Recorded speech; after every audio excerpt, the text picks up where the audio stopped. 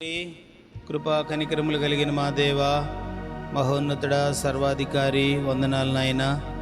నీ కృపచేత ఈ నెల చివరి వరకు మీ రెక్కల నీడలో భద్రపరిచి చివరి దినం మీ యొక్క బలిష్టమైన కాపుదలను మాకు అనుగ్రహించి సజీవ లెక్కలో ఉంచి పరిశుద్ధుడైన దేవుడిని ఆరాధించే వారిలో మమ్మను మీరు చేర్చినందుకు స్తోత్రాలు. మొదటి కీర్తనలో నుంచి 3 విషయాలు మాట్లాడారు. ఒక విశ్వాసిగా తాను తీసుకోవలసిన జాగ్రత్తలు, 2 తాను చెల్లించవలసిన కృతజ్ఞత.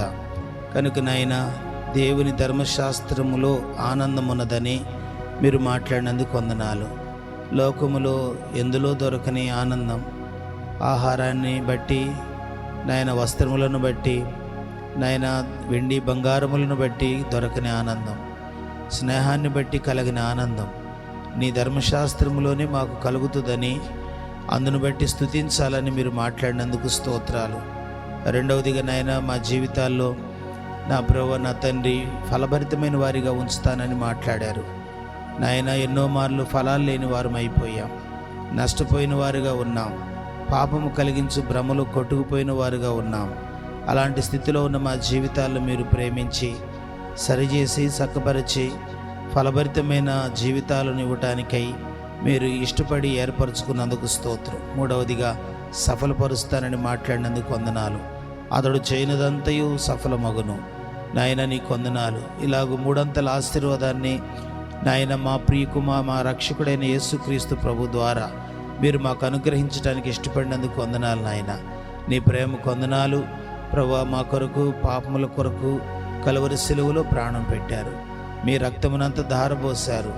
నాయన, సొగసు స్వరూపమంతా కోల్పోయారు. నాయన, వీపు దున్నబడినది.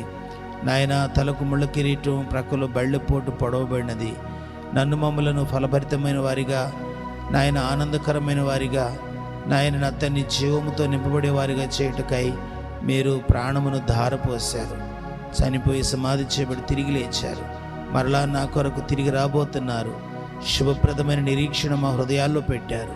ఇటు గొప్ప దేవుణ్ణి ఏమిచ్చి రుణం తీర్చుకోలేరు. ఎంత స్తుతించినా నీ రుణం తీరకట్లుండవలసిందని ఒప్పుకుంటూ మా ప్రభువును ప్రియ రక్షకుడైన యేసుక్రీస్తు నామములో స్తుతి ఆరాధన సమర్పిస్తున్నాను తండ్రి. ఆమేన్. ఆమేన్.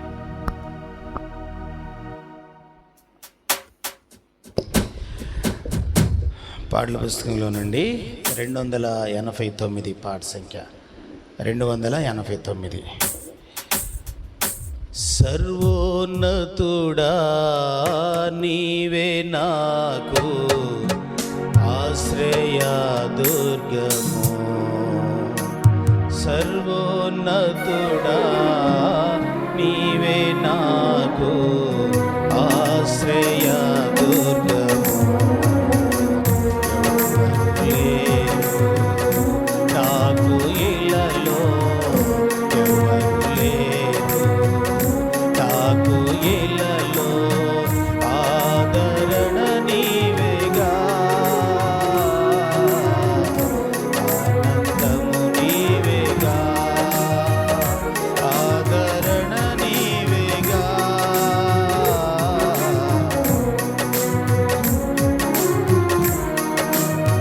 నీ దినములన్నిట ఎవ్వరు నీ ఎదుట నిలువలేరని యెహోషువతో. నీ దినములన్నిట ఎవ్వరు నీ ఎదుట నిలువలేరని యెహోషువతో వాగ్దానము చేసినావు. వాగ్దాన భూమిలో చేర్చినావు. వాగ్దానము చేసినావు. వాగ్దాన భూమిలో చేర్చినావు.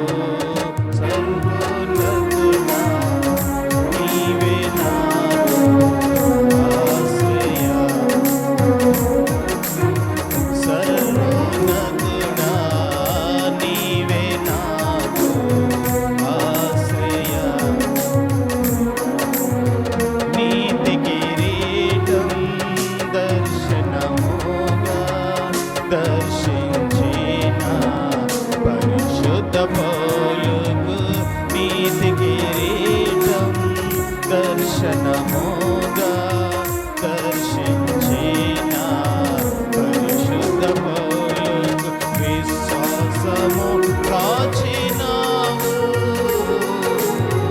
జయ జీవితము నిచ్చినావు, విశ్వాసము కాచినావు. జయ జీవితము నిచ్చినావు.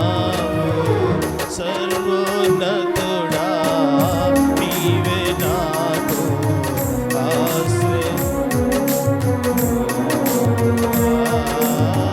సర్వోన్నతుడా నీవే నాకు ఆశ్రయదుర్గం. ఎవరు లేరు నాకు ఇళ్ళలో, ఎవరు లేరు నాకు ఇళ్ళలో, ఆదరణ నీవెగా.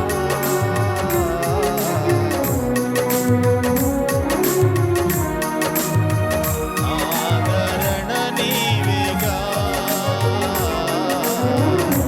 ఆనందం నీవెగా. సర్వోన్నతుడా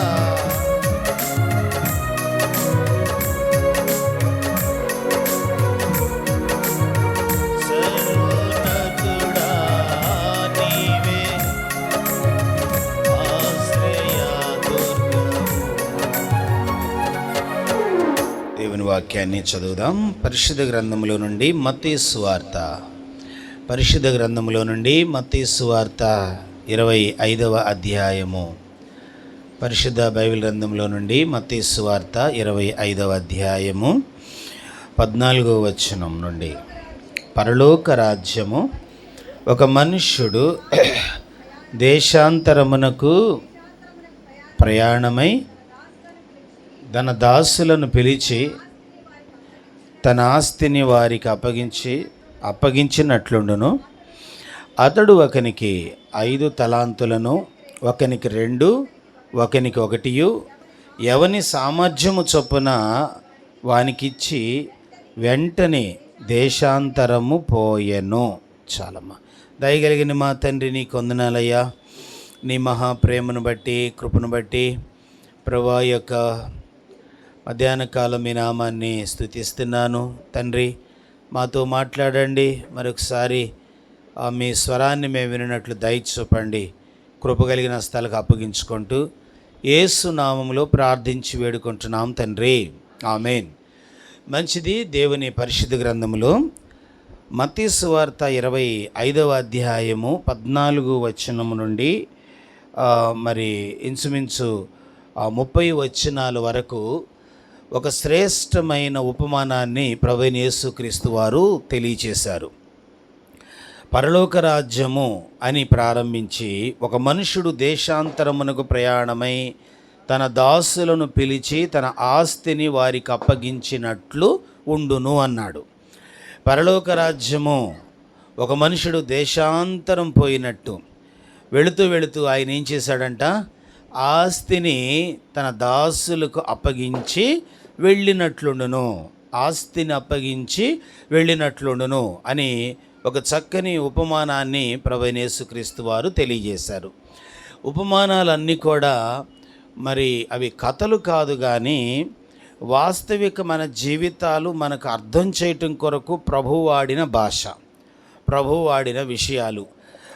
కథలు అంటే అనగనగా ఒక ఊరు, అనగనగా ఒక రాజు. ఆ ఊరు అంటాడు, ఊరి పేరేంటో చెప్పడు. రాజు అంటాడు కానీ రాజు పేరేంటో చెప్పడు. అనగనగా అనే మాటలోనే ఇక అర్థాన్ని చేసుకోవాలి. కానీ యేసు ప్రభు వారు అనగనగా ఒక రాజు అని అనలేదు. ఆ రాజు ఎవరో ఆయనకు తెలుసు. అనగనగా ఒక దాసుడు అనలేదు. ఆ దాసుడు ఎవరో కూడా ఆయనకు తెలుసు. కనుక దేవుని వాక్యము స్పష్టమైంది. దేవుని వాక్యము మరి అది వాస్తవికమైనది, సత్యము. వాక్యమే సత్యం, వాక్య సారమే సత్యం. కనుక సత్యమునకు కథలు జోడించాల్సిన అవసరం ఏముంది?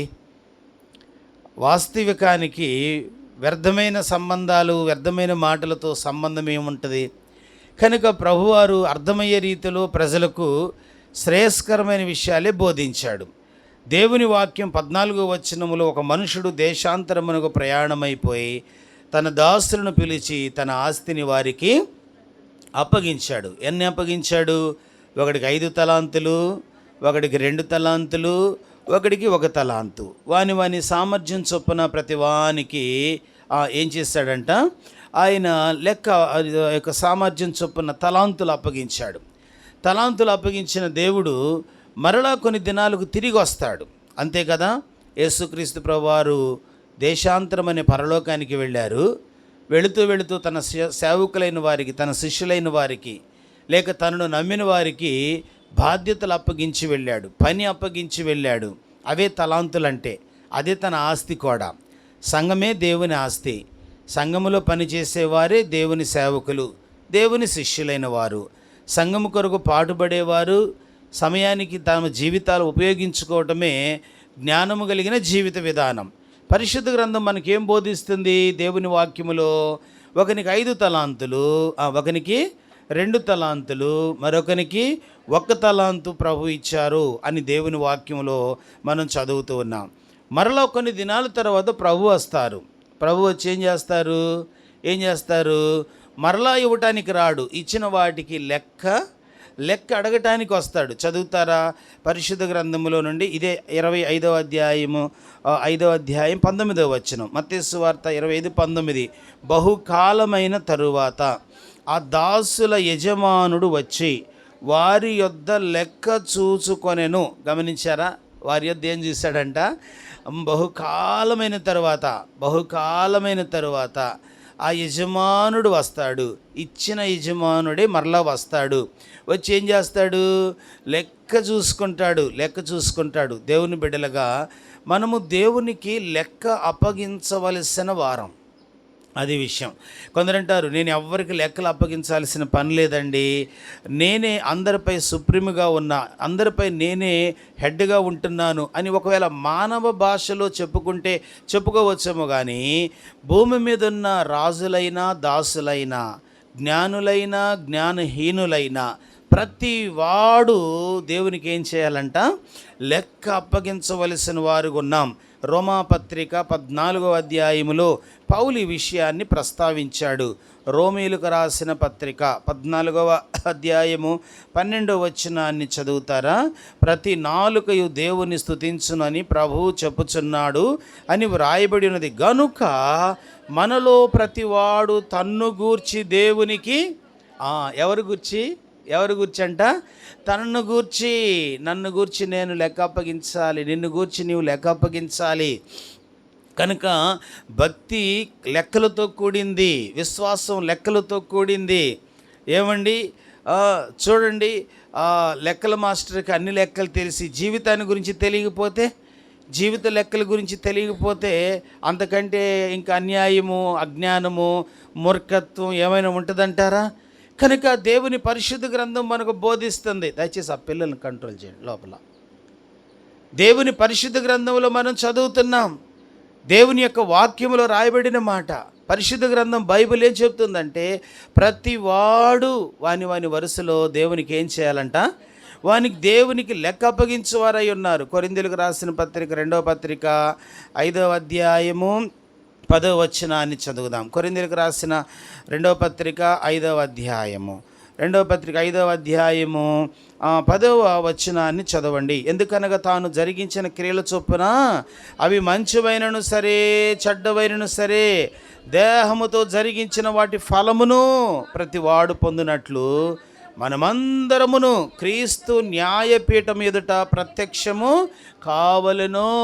మనమందరము ఎక్కడ ప్రత్యక్షం కావాలంట? క్రీస్తు న్యాయపీఠం ఎదుట.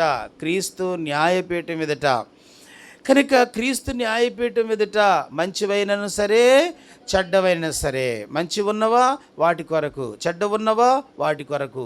మంచి వాటిని గురించి లెక్కలు అడుగుతాడు, చెడ్డవాడు నేను ప్రార్థన చేయలేదా, మంచిది, వాటి గురించి లెక్క. నేను దేవునికి ఇవ్వలేదా, వాటిని గూర్చి లెక్క. నేను దేవుని యొక్క సమయాన్ని దొంగిలించలేదా, వాటిని గూర్చి లెక్క. నేను వేషధారిగా లేనా, వాటిని గూర్చి లెక్క. నేను దేవుని ఇంట్లో కన్నీరు కార్చలేదా, వాటిని గూర్చి లెక్క. మంచివైనను సరే, చెడ్డవైనను సరే వాటన్నిటిని గురించి దేవుని న్యాయపీఠం ఎదుట మనం ఏం చేయాలంట? లెక్క అప్పగించాలి. గమనించండి, భక్తిలో భయం ఎప్పుడు వచ్చిందంటే, నేను లెక్కలు అప్పగించాలనే స్పృహ నీలో ఉంటేనే భయంగా బ్రతుకుతావు. ఎవరు చూడపోయారు అనుకున్న వాళ్ళే ఎట్లాగైనా విశ్వాస జీవితంలో బ్రతుకుతారు. ఏమో దేవుడు రేపు అడుగుతాడో లేదోలే అనుకున్న వాళ్ళే ఇష్టానుసారంగా బ్రతుకుతారు. కనుక నేను దేవునికి లెక్క అప్పగించవలసిన వ్యక్తిని, నేను దేవుని ఎదుట నిలబడవలసిన వ్యక్తిని అనే ఈ గ్రహింపుతో బ్రతకటమే యెహోవా యందు భయభక్తులు అనే మాటకు అర్థం. యెహోవా యందు భయభక్తులు అంటే నేను దేవునికి లెక్క అప్పగించవలసిన వ్యక్తిని అనే స్పృహలో నీవు బ్రతకాలి, అనే స్పృహ కలిగి నీవు పని చేయాలి, అనే స్పృహ కలిగి నీవు మాట్లాడాలి, అనే స్పృహ కలిగి నీ సమయాన్ని నీవు వాడుకోవాలి. బైబిల్ గ్రంథం చెప్తుంది, 5 తలాంతులు ఒకనికి, 2 1 తలాంతు ఒకనికి, వాని సామర్థ్యం చొప్పున దేవుడు వానికి ఇచ్చాడు. వచ్చిన తర్వాత ఏం చేశాడంట?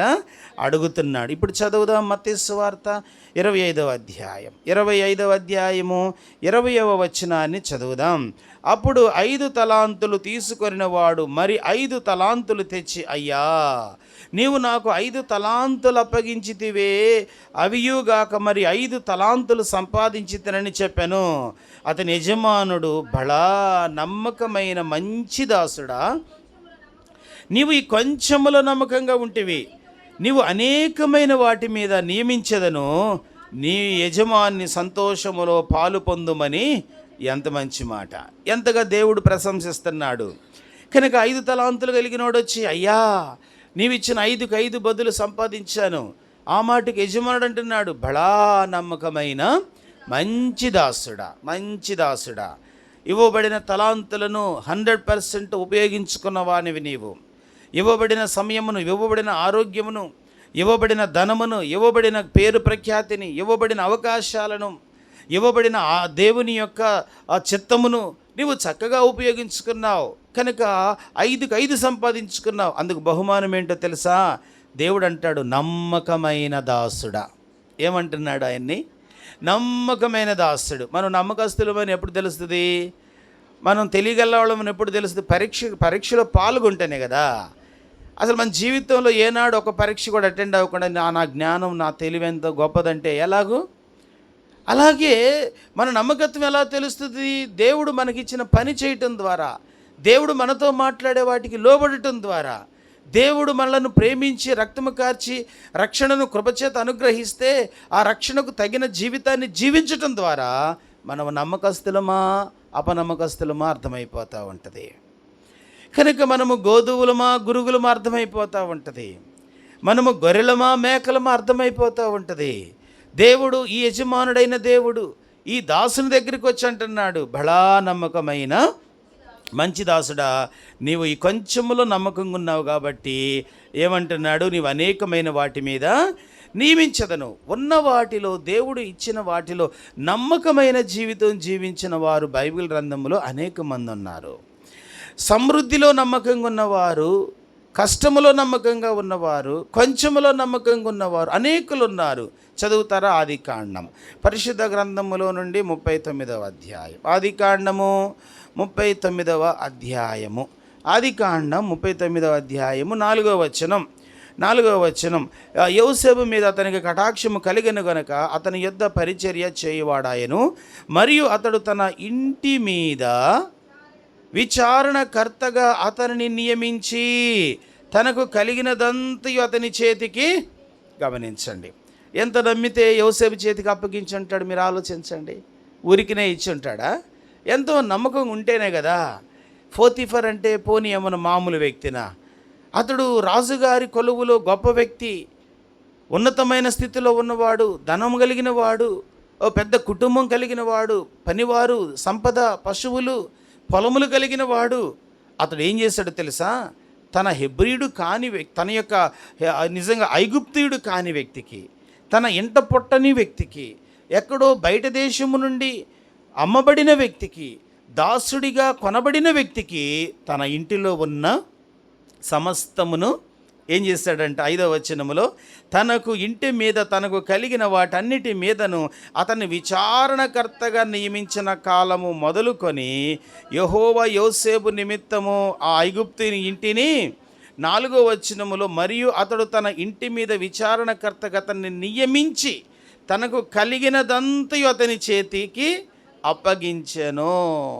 యోసేపు చేతికి అంత అప్పగించినప్పుడు యోసేపు ఎంత నమ్మకంగా ఉన్నాడో మీరు ఆలోచించండి. అతనికి కొన్ని ఇవ్వబడిన స్వేచ్ఛను అతడు దుర్వినియోగం చేసుకోలేదు. నేను ఇప్పటి వరకు బానిసను, ఇప్పుడు నేను స్వతంత్రుడిగా ఉన్నా. ఇప్పటి వరకు నేను బానిసగాని కూలివానిగా ఉన్నా, ఇప్పుడు నేను యజమాని స్థానములోకి వచ్చేసా. ఒక రకంగా చెప్పండి, నేను ఒక సూపర్వైజర్గా మారా. ఈ ఇంటికి నేను యజమాని తర్వాత యజమాని స్థానములో నేను వచ్చేసాను కనుక ఇప్పుడు నేను నా అధికారాన్ని ఎలాగైనా ఉపయోగించుకోవచ్చు, ఎలాగైనా నా సమయాన్ని గడపవచ్చు అనుకోలేదు. యోసేపు తను పొందుకునే కొలది నమ్మకత్వంలో పెరుగుతూ వచ్చాడు. అతడు ఆర్థికంగాను, ఆత్మీయంగాను, ఆరోగ్యపరంగాను, జ్ఞానములోను దేవుడు తనను ఆశీర్వదించే కొలది అతడు నమ్మకత్వములో ఎదుగుతూ వచ్చాడనమాట. ఈరోజు దేవుని బిడ్డలుగా మన జీవితాల్లో దేవుడు మనను ప్రేమించి మన యొక్క స్థితిని మార్చాలనుకున్నప్పుడు, లేక మార్చినప్పుడు, మనకు ఏదైనా ఇవ్వాలనుకున్నప్పుడు, లేక ఇచ్చినప్పుడు నీవు నమ్మకమైన కుమార్తెగా ఉంటున్నావా? నమ్మకమైన కుమారునిగా నీవు జీవిస్తున్నావా? నమ్మకమైన వ్యక్తిగా జీవించటము నేర్చుకోవాలి.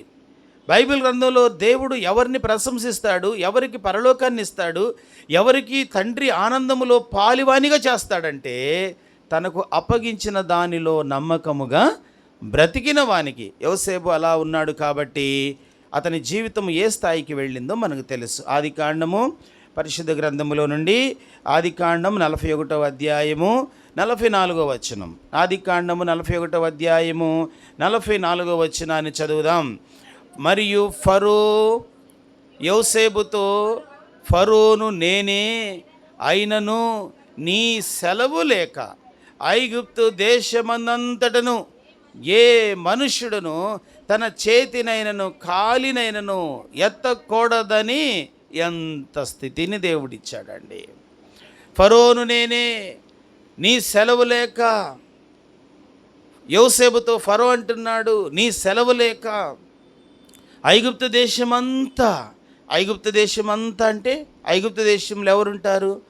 జ్ఞానులుంటారు, పండితులుంటారు, పామరులుంటారు, ధనవంతులుంటారు, శాస్త్రం ఎరిగిన వాళ్ళు ఉంటారు, స్థానికులు ఎక్కువగా ఉంటారు, భూస్వాములు ఆసాములు ఉంటారు, ఏవండి వ్యాపారస్తులు ఉంటారు, నాకు నేనే గొప్ప అనుకునే వాళ్ళు ఉంటారు. వీళ్ళందరూ కూడా ఎవరు పర్మిషన్ లేకుండా, యోసేపు యొక్క సెలవు లేక కాలైనను చెయ్యనను ఎంతగా దేవుడు దీవించాడు. యోసేపును దేవుడు అంచెలంచెలుగా దీవించడానికి కారణం ఏంటంటే అతని మొదటి అడుగు నుండి నమ్మకంగా బ్రతకటానికి ఇష్టపడ్డాడు. పోతీఫర్ ఇంట్లో కాలు పెట్టిన ఫస్ట్ డే నుండి మనుషుల ఎదుట, దేవుని ఎదుట, తన ఇంటి యజమానుని ఎదుట నమ్మకంగా బ్రతకటానికి ఇష్టపడ్డాడు. ఆ నమ్మకత్వమైన జీవితంలో నిందలు వచ్చినాయి, అయినా ఇష్టపడ్డాడు. అవమానపరచబడ్డాడు, అయినా ఇష్టపడ్డాడు. కనుక యథార్థంగా ఉండి నిందించబడటం కంటే పాపముతో రాజీపడి పాపములో కొనసాగి నేను సంతోషంగా బ్రతకటం మేలు కదా అనుకోలేదు. కొందరు నీతి పోతే పోని, యథార్థత పోతే పోని, నమ్మకత్వం పోతే పోని, నేను సుఖంగా ఉంటున్నానా లేదా అంత మట్టుగా చూసుకుంటారు. అలాంటి వారికి కూడా ఫలం ఉంటుంది, తాత్కాలిక ఫలాలు ఉంటాయి. కానీ అవమానమైన, కష్టమైన, శ్రమైన, ఉన్న పొజిషన్ పోయే స్థితికి వచ్చిన దేవుని ఎదుట నమ్మకంగా బ్రతకాలనుకునే యోసేపు లాంటి వారికైతే దేశం సాష్టాంగపడిద్ది, దేశమే సాష్టాంగపడుతుంది. దేవుడు అంటున్నాడు కదా, దేవుని యొక్క వాక్యం చెప్తుంది కదా, నీ సెలవు లేక ఐగుప్తు దేశం అందంతటను ఒకడు చెయ్యైనను తన కాలైనను ఎత్తుటకు వీలు లేదు. ఇంతగా ఎందుకు దేవుడు అతన్ని దీవించాడంటే అతడు నమ్మకస్తుడు. చెప్పండి ఎలాంటి వాడంట? యోసేపుకు దేవుడిచ్చిన ప్రతి అవకాశమును దేవుని కొరకు వాడుకున్నవాడు. తనకిచ్చిన జ్ఞానము తన కొరకు కాదు, తనకిచ్చిన నమ్మకత్వం, తనకిచ్చిన బలము, తనకిచ్చిన యవనప్రాయం, తనకిచ్చిన అవకాశము దేవుని మహిమ కొరకు, యథార్థతను చాటడం కొరకే వాడుకున్నాడు. ఈరోజు దేవుని బిడ్డలుగా నీకు దేవుడు ఏమిచ్చాడు అనేది గొప్ప విషయం కాదు. దేవుడు నీకు ఇచ్చిన విషయంలో నువ్వు దేవుని ఎదుట ఎలా ఉంటున్నావు అనేదే ప్రాముఖ్యం. ఎలా ఉంటున్నావు? చాలామంది సాక్ష్యాలు మనం వింటాం, దేవుడు అది ఇచ్చాడు, ఇది ఇచ్చాడు అని చెప్తుంటాను. ఈ సాక్ష్యాలు క్రైస్తవుల్లోనేనా? బయట దొరకవా? మేము ఆ దేవుడు నమ్ముకున్నాం, మాకు ఆ దేవుడు ఉద్యోగం ఇచ్చాడు, ఈ దేవుడు నమ్ముకున్నాం, పిల్లల్ని ఇచ్చాడు, ఆ దేవుడు నమ్ముకున్నాము, హాస్పిటల్లో దేవుడు మేలు చేశాడు, అందుకు మొక్కు. కనుక ఇవి ఎంతోమంది చెప్తుంటారు, కానీ నమ్మకంగా జీవించేవారు ఎవరు? కనుక నీవు పొందుకోవటమే అద్భుతం కాదు, పొందుకున్న వాటికి దేవుని ఎదుట నమ్మకమైన వ్యక్తిగా, కృతజ్ఞతగా వ్యక్తిగా, పరిశుద్ధతను కాపాడుకునే వ్యక్తిగా, భావోద్రేకములను చంపుకునే వ్యక్తిగా, దేవునికి మహిమకరమైన వ్యక్తిగా బ్రతకటం అనేది ఎంత ప్రాముఖ్యం. యోసేపును దేవుడు అతని నమ్మకత్వాన్ని బట్టి అంచెలంచెలుగా ఏం చేశాడంట? సామెతల గ్రంథంలో ఒక మాట ఉంటుంది, చదువుతారా? సామెతల గ్రంథము, పరిశుద్ధ గ్రంథము 28వ అధ్యాయం 20వ వచనం. సామెతల గ్రంథము నమ్మకమైన వానికి దీవెనలు ఎలా కలుగుతాయి అంట? దీవెనలు మెండుగా కలుగుతాయి. నమ్మకమైన వానికి, అందరికీ కాదు, నమ్మకం లేని వానికి కూడా దీవెనలు వస్తాయి. అరాకొర ఒకటి వచ్చేలోపు మరి ఇంకోటి పోతూ ఉంటుంది. కనుక నమ్మకస్తుడిగా ఉండు, నమ్మకస్తురాలుగా ఉండు. లోకము నిన్ను దీవించదు, స్నేహితులు నిన్ను దీవించరు, బంధువులు నిన్ను దీవించరు, ఇరుగు పొరుగు వారు నిన్ను గొప్ప చేయలేరు. నీ స్థితిగతులు మార్చే దేవుడు, తలరాతను మార్చే దేవుడు, కన్నీళ్లు తుడవగలిగిన దేవుడు, పరిస్థితులు అదుపు చేయగలిగిన దేవుడు, జీవితంలో తుఫాన్లు ఆర్పగలిగిన దేవుడు, నిలబడలేని నీ జీవితమును నిలబెట్టగలిగిన దేవుడు, నిందలు తొలగించగలిగిన దేవుడు. ఇక నేను పైకి లేవలేనేమో అనుకుంటున్న నీ స్థితిని శిఖరంపై కూర్చోబెట్టగలిగిన దేవుని ఎదుట నువ్వెలా బ్రతకటం నేర్చుకోవాలి? నమ్మకస్తురాలుగా, నమ్మకస్తునిగా బ్రతకటం నేర్చుకో. కనుక ఈ యజమానుడు దూరదేశం వెళ్ళాడు, ఈవులిచ్చి రిటర్న్ వచ్చేసి అడుగుతున్నాడు, నీకు 5 తలాంతులు ఇచ్చానే, ఏంటి సంగతి? ఇదిగో యజమానుడా, 5కు 5 బడా నమ్మకమైన, ఎక్కువలో నమ్మకంగా ఉన్న యోసేపును దేవుడు ప్రశంసించాడు, ఆశీర్వదించాడు. దేవుని మహిమ కొరకు అనేకులకు దీవెనకరంగా మారాడు. యోసేపు ఒక దినం ఒక మంచి మాట అంటాడు, చదువుతారా? ఆదికాండము పరిశుద్ధ బైబిల్ గ్రంథములో నుండి 45వ అధ్యాయం 5వ వచనం. అయినను నేను ఇక్కడికి వచ్చినట్లు మీరు నన్ను అమ్మివేసినందుకు దుఃఖపడకుడి, అది మీకు సంతాపము పుట్టింపనీయకుడి. ప్రాణరక్షణ కొరకు దేవుడు మీకు ముందుగా నమ్మకస్తుడు ప్రాణరక్షణకు కారుకుడవుతాడు. నమ్మకమైన బిడ్డలు ప్రాణాలు తీసేవాళ్ళుగా ఉండరు, ప్రాణాలు విసిగించేవాళ్ళుగా ఉండరు, ప్రాణం మీదికి తెచ్చేవారిగా ఉండరు, ప్రాణరక్షణకు వారు ఏమవుతారంట? యోసేపు అంటున్నాడు, మీరు ఐగుప్తుకు వెళ్ళటానికి నన్ను నమ్మివేశారు కదా, మీరేం దిగులు పడద్దు, మీరేం దుఃఖపడవద్దు, మీ ప్రాణరక్షణ కొరకు దేవుడు నన్ను ముందుగానే గమనించారా? కనుక నమ్మకస్తులు ప్రాణరక్షణకు కారకులు అవుతారు. నమ్మకమైన బిడ్డలు ఇతరుల ప్రాణాలకు భద్రతను కలిగించేవారు అవుతారు, పోషకులు అవుతారు, దీవెనకరమైన వారిగా ఉంటారు. అందుకే దేవుని బిడ్డలుగా ప్రభు సన్నిధులు, ప్రభువా నేను కూడా నాకు ఇచ్చిన వాటిలో నేను నమ్మకమైన బిడ్డగా బ్రతకటం నేర్పని నీవు ప్రభువుని అడిగితే ఎంత బాగుండు. ఒకవేళ ఇంక నువ్వు అపనమ్మకస్తునిగా, అపనమ్మకస్తురాలుగా ఉంటుంటే సరి చేసుకుంటే ఎంత మేలు, అలాంటి జీవితమును స్వస్తి చెప్తే ఎంత మేలు. కనుక మొదటి వ్యక్తితో ప్రభు అంటున్నాడు, బడా నమ్మకమైన మంచి దాసుడా, నీవు ఈ కొంచెములో నమ్మకంగా ఉన్నావు కనుక తండ్రి సంతోషములో నీవు పాలుకొను. రెండవది చదవండి, అదే 25వ అధ్యాయం మత్తయి సువార్త, పరిశుద్ధ గ్రంథములో నుండి మత్తయి సువార్త 25వ అధ్యాయం 21వ వచనాన్ని చదువుదాం. 21వ వచనం, అతని యజమానుడు, బడా నమ్మకమైన మంచి దాసుడా, నీవి కొంచెములో నమ్మకంగా ఉంటివి, నీవు అనేకమైన వాటి మీద నియమించదను, నీ యజమాని సంతోషములో పాలు పొందుమని అతనితో ఎంతలో అతడు నమ్మకంగా ఉన్నాడంట? ఎంతలో నమ్మకంగా ఉన్నాడు?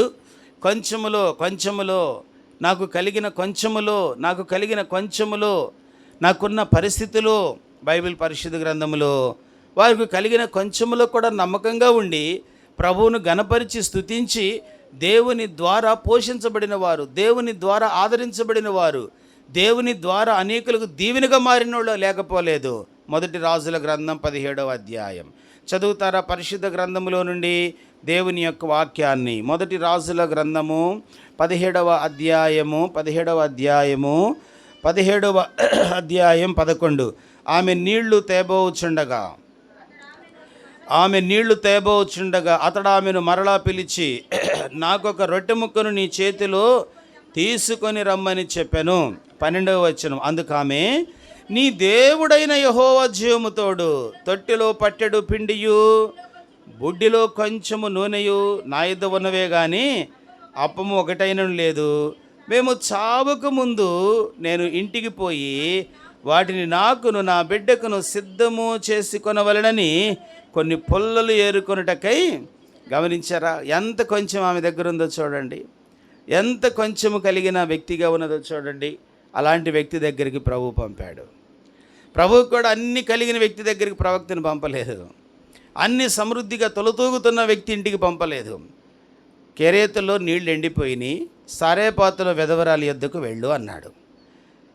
ఏవండి, సారేపాతులో విధవరాలు ఏమైనా ఆస్తిమంతురాలా? భూములు కలిగిన వ్యక్తినా? పంట పొలములు కలిగిన వ్యక్తినా? ధనధాన్యములు కలిగిన వ్యక్తినా? ఆమెను గురించి బైబిల్ చెప్తుంది, తొట్టిలో కొంచెము పిండి బుడ్డిలో కొంచెం ఏముందంట? బుడ్డిలో కొంచెం, తొట్టిలో కొంచెం పిండే ఉంది. కనుక పొలలు ఏరుకోవడానికి వచ్చాను, ఈలోపు మీరు ఎదురుపడ్డారు. ఏంటి నాయనా అంటే ఆయన అంటున్నాడు, కాస్త నీళ్లు తీసుకురా. నీళ్లు లేని కాలం, ఆహారం అసలే లేని కాలం. వాస్తవానికి అలాంటి పరిస్థితుల్లో నీళ్ళు ఇవ్వటమే ఎక్కువ, పలకరించటమే ఎక్కువ, ప్రైజ్ దలాడి చెప్పటమే ఎక్కువ, తలెత్తి ముఖం చూడటమే ఎక్కువ. అలాంటి కాలములో దైవజనుడు ఏమన్నాడు తెలుసా? ఇదిగో నీవు నీళ్ళు కాదు, అప్పం ఒకటి చేసుకొని ఆ రొట్టెను ఒకటి చేసుకొని నా యొద్దకు తీసుకురా. అప్పుడు ఆమె నోరు తెరిసి అన్నది. ఏమంటుంది? యజమానుడా, ఏలినవాడా, తొట్టిలో కొంచెము పిండి బుడ్డిలో కొంచెము, ఈ కొంచెమే ఉన్నది. దైవజనుడు ఏమంటున్నాడు? అయినను 13వ వచనం. అప్పుడు ఏలి ఆమెతో ఇట్లను, భయపడవద్దు, పోయి నీవు చెప్పినట్లు చేయుము. అయితే అందులో నాకు ఒక చిన్న అప్పము మొదట చేసి నా యొద్దకు. ఎంత చక్కగా చెప్తున్నాడు అంటే, ఇంత కరువు కాలములో, కష్టకాలములో కూడా అయినా తీసుకురమ్మంటున్నాడంటే. లోక జ్ఞానం కలిగిన వాళ్ళు ఏమంటారు? వాళ్ళకి తెలివి లేదు అడిగే వాళ్ళకి అంటారు కదా. లోక జ్ఞానం, లోక జాగ్రత్తలు కలిగిన వాళ్ళు ఏమంటారు? ఒక రకంగా ఈమె అసలు ఉన్న విషయం చెప్పింది, ఇంకొందరైతే అసలు ఎక్కడ ఉన్నాయి అనేవాళ్ళే. ఆమె తొట్టిలో ఉన్న పిండిని గూర్చి, బుడ్డిలో ఉన్న నూనెని గూర్చి ఆమె మంచి వ్యక్తి కాబట్టి చెప్పింది. ఇప్పుడున్న నవీన జ్ఞానులైతే అబ్బే అస్సలు పొరపాటును కూడా, పిండి లేదు కావాలంటే రండి చూయిస్తాం, ఎటు కూడా ఆయన రాడు కదా. కనుక ఈ నవీన జ్ఞానులకు లేని మంచి ఆత్మీయత ఆమె కలిగినది. ఆమె నిజస్థితిని ఒప్పుకుంటున్నది, ఆమె పరిస్థితిని ఒప్పుకుంటున్నది, ఆమెకున్న లోటును ఒప్పుకుంటున్నది, ఆమెకున్న కష్టాన్ని చెప్పుకుంటున్నది. ఆమెను గురించి బైబిల్ చెప్తుంది కదా, ఈ కొంచెములో మొదట పని తీసుకురా. ఎంత విశ్వాసం ప్రియులారా గమనించండి. తాను తన బిడ్డ తిని చనిపోవడానికి సిద్ధపడిన కుటుంబం అండి. ఇంకా ఏమాత్రం బ్యాలెన్స్ లేని కుటుంబం, ఏమాత్రము దాచినవి లేని పరిస్థితి. ఎక్కడ కూడా వెతికినా కూడా దమ్మిడి కూడా లేదంటారే, దమ్మిడి కూడా లేని పరిస్థితి. ఎక్కడ ఏమి ధాన్యము దొరకని పరిస్థితిలో ఆమె తనకున్న కొంచెములో ఏం చేసిందంట? యజమానుడు అంటే తను ఏలినవాడు లేక ప్రవక్త దైవజనుడైన ఏలియా దగ్గరకు అప్పాన్ని తీసుకొచ్చింది. కొంచెములో నమ్ముకున్నది, కొంచెములో దేవునికి ఇవ్వడానికి ఇష్టపడింది, కొంచెములో దేవుని సేవకునికి ఇవ్వడానికి ఇష్టపడింది. దేవుడు ఏం చేశాడు? చదవండి 17వ అధ్యాయము 14వ వచనం. భూమి మీద యెహోవా వర్షము కురిపించే వరకు తొట్టిలో ఉన్న పిండి తక్కువ కాదు, బుడ్డిలో నూనె అయిపోదని ఇశ్రాయేలు దేవుడైన. ఎంత అద్భుతం ఇది! గమనించండి. పిండి తక్కువ కాకుండా, నూనె తక్కువ కాకుండా ఉండటానికి కారణం ఏంటంటారు? చెప్పండి. మనకి ఎన్ని సిద్ధం చేసినా అన్ని తక్కువే. ఎంత ప్లాన్ చేసినా తక్కువ అవుతుంటాయి, ఎన్ని ప్రిపేర్ చేసినా తక్కువ అవుతూ ఉంటాయి, ఎక్కడ దాచినా తక్కువ అవుతూ ఉంటాయి, ఎన్ని చిట్టీలు కట్టి ఎన్ని జాగ్రత్తలు తీసుకున్నా తక్కువైపోతూనే ఉంటాయి. కారణం ఏంటో తెలుసా? దేవుని విషయంలో నమ్మకంగా లేరు. అది విషయం. దేవుని విషయంలో నమ్మకంగా లేరు. దేవుని విషయంలో నమ్మకంగా ఉండి చూడు, ఆశీర్వాదము నీ ఇంట్లోనే ఊరిద్ది. ఆశీర్వాదము దేవుడు నీలో పుట్టిస్తాడు. ఆయన పుట్టించడానికి సమర్థుడు. రాళ్ల వల్ల పిల్లలు పుడతాయి అని చెప్పాడే. ఏమండి, దేవుడు ఆశీర్వాదాన్ని ఇవ్వడా? పరిస్థితులు మార్చడా? బండలో నుంచి నీళ్ళు ఇచ్చాడే. ఏమండి, ఆకాశము నుండి మన్నాను కురిపించి పోషించాడే.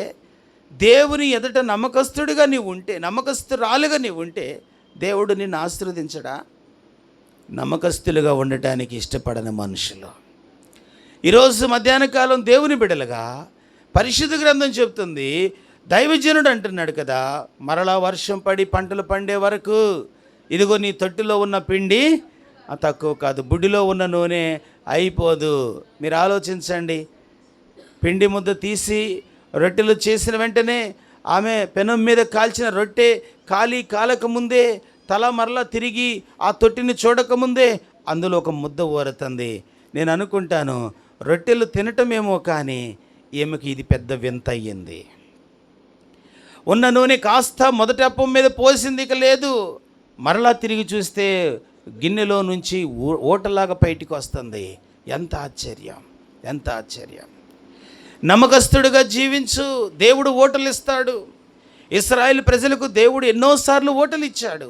ఇశ్రాయేలు ప్రజలకు దేవుడు ఎన్నో జీవజలపు ఓటలు ఇచ్చాడు. అయితే వాళ్ళు ఏం చేశారో తెలుసా? ఆ మాట చదవండి. ఇర్మియా గ్రంథం, పరిశుద్ధ గ్రంథములో నుండి, ఇర్మియా గ్రంథము దేవుని వాక్యములో నుండి చదువుదాం. పరిశుద్ధ బైబిల్ గ్రంథములో నుండి ఇర్మియా గ్రంథము 2వ అధ్యాయము 12వ వచనం. ఇర్మియా గ్రంథం 2వ అధ్యాయం 13వ వచనం. నా జనులు 2 నేరములు చేసి ఉన్నారు. నా జనులు 2 నేరములు చేసి ఉన్నారు. జీవజలముల ఊటనైన నన్ను విడిచి ఉన్నారు. తమ కొరకు తొట్లను, అనగా బద్దలై నీళ్లు నిలవని తొట్లను, ఏ తొట్లంట? ఓటలు విడిచిపెట్టుకున్నారంట. దేవుడు అంటున్నాడు, నా జనులు,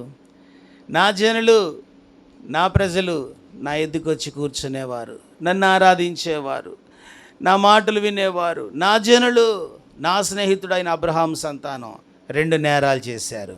ఏంటో తెలుసా? మొదటి నేరం, ఓటలు నన్ను విడిచిపెట్టేశారు. ఓటలు పుట్టించే నన్ను వదిలేసుకున్నారు. జీవజలముల ఓటనైనా నన్ను విడిచారు. ఇది ఒక నేరం. రెండవ నేరం ఏంటో తెలుసా?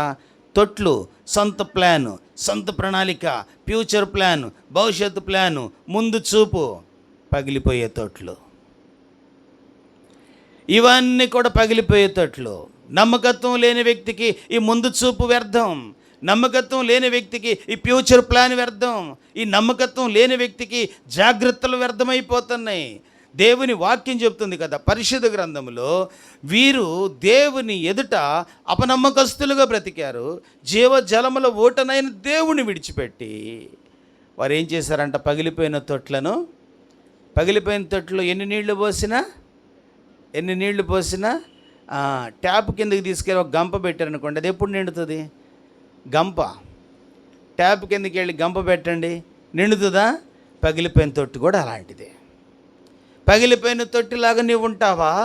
పగిలిపోయిన తొట్టిలాగా ఉండాలని దేవుడు అనుకున్నాడా? పోనీ పగిలిపోయిన తొట్టినైనా నిన్ను బాగు చేసేవాడు కదా దేవుడు. పగిలిపోయిన తొట్టిలాగున్న మన జీవితాలను క్రమపరచడానికి కదా దేవుడు ఈ లోకానికి వచ్చింది.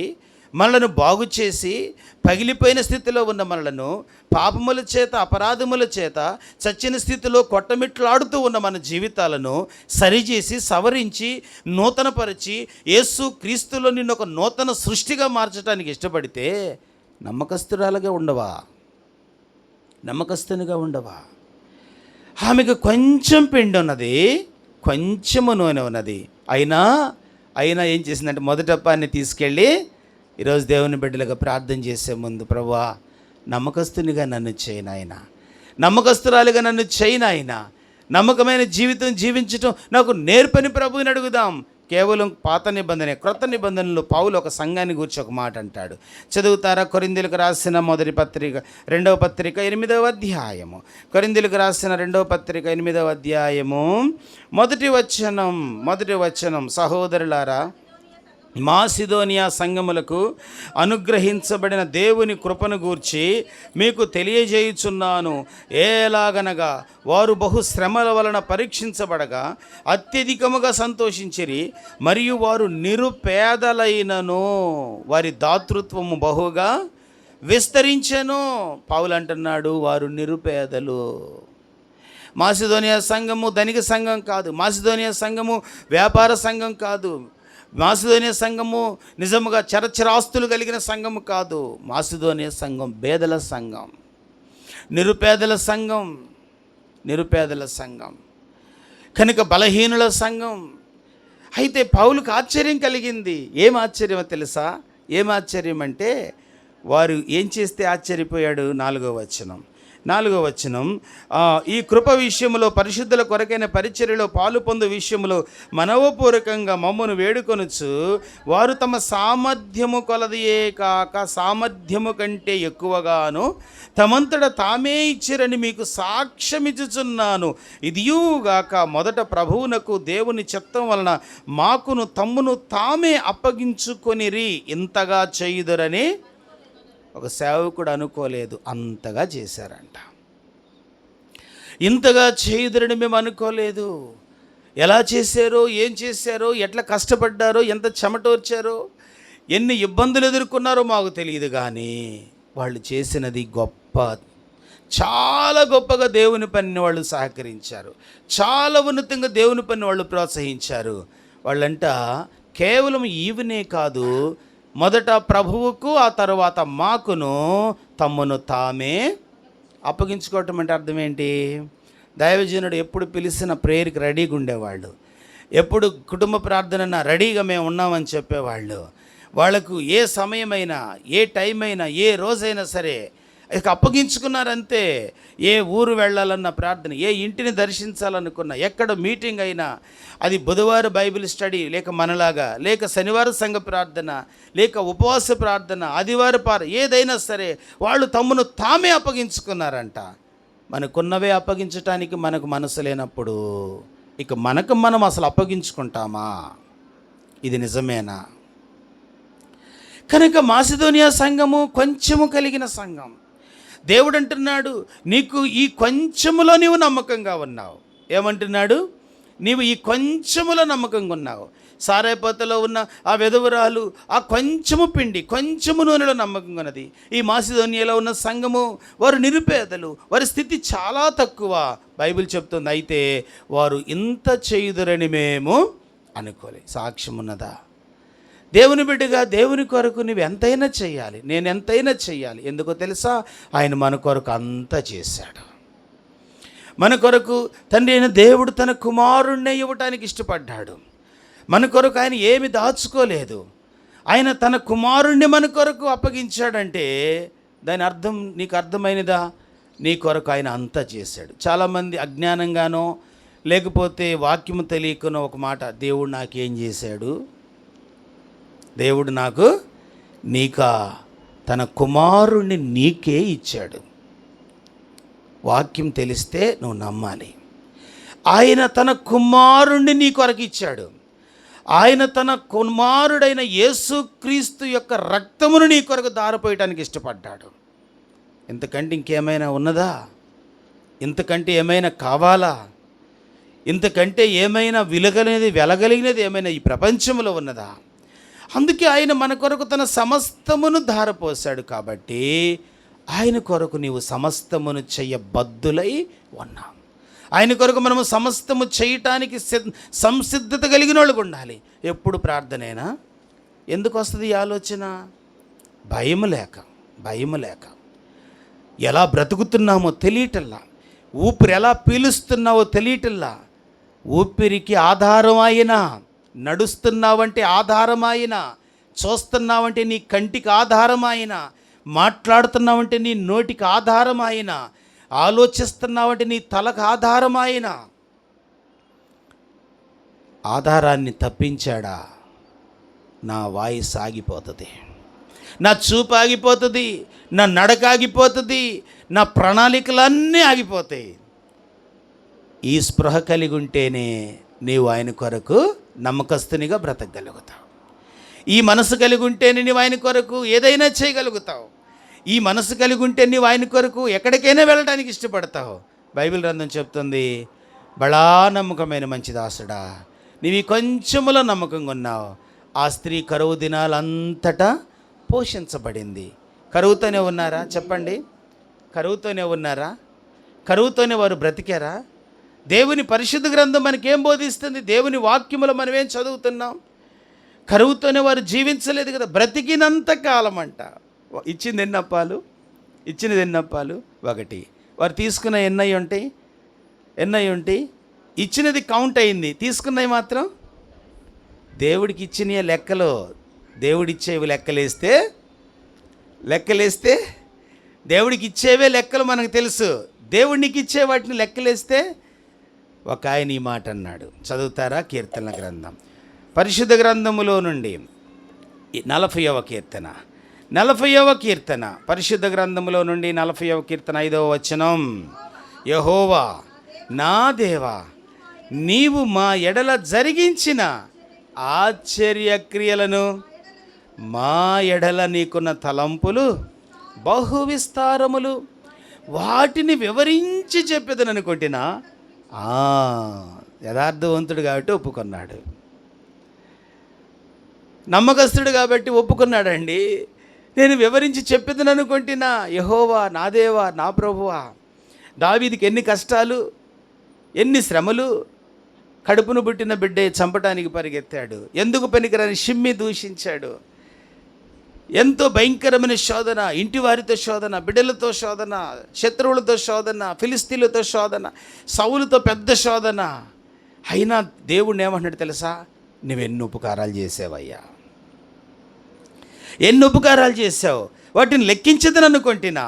అవి నా లెక్కకు మించి నీకు సాటి అయిన వాడు ఎవడు అసలు?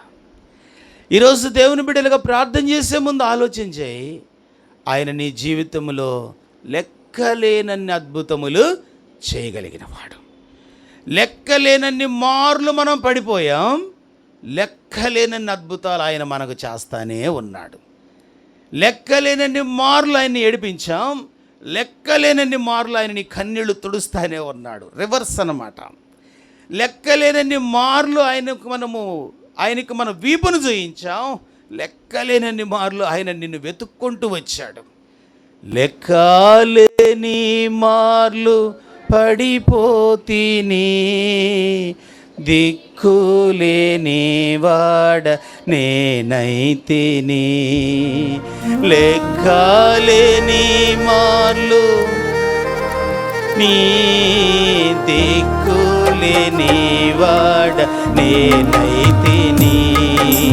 చక్కా చేసిన నేత్రాలు తెరచి గ్రక్కున నన్ను చూడ నిన్ను. చక్కా చేసిన నేత్రాలు తెరచి గ్రక్కున ప్రభు యేసు నా రక్షక నొసగు కనులు నాకు నిరతమునే నిన్ను చూడ. అల్ఫయు నీవే ఓమేగయు, అల్ఫయు నీవే ఓమేగయు నీవే.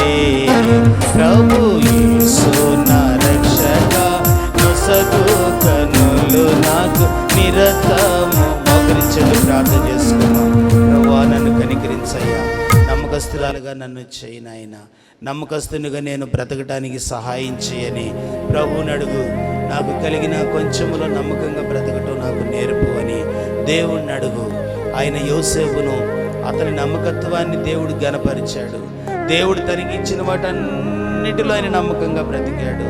ప్రభువా నీవు నాకు ఇచ్చిన వాటిలో నేను నేటికి నీ అపనమ్మకస్తురాలనే, నేటికి నా అపనమ్మకస్తుడనే, నన్ను క్షమించు, నన్ను క్షమించు అని దేవుని దగ్గర సరి చేసుకో.